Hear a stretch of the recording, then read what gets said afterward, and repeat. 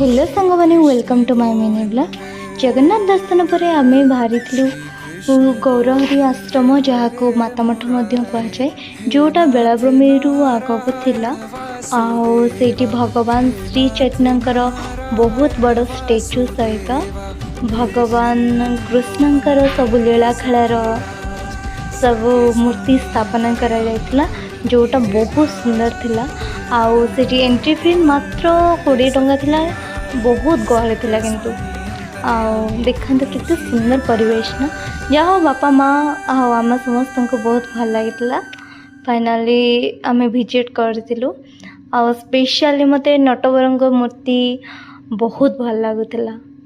देखना केते सुंदर प्लेस जोटी बसिले सबू सुख दुख सब किछि भूली तापर ये आम विजिट करी रिटर्न करथिलु सी बीच को।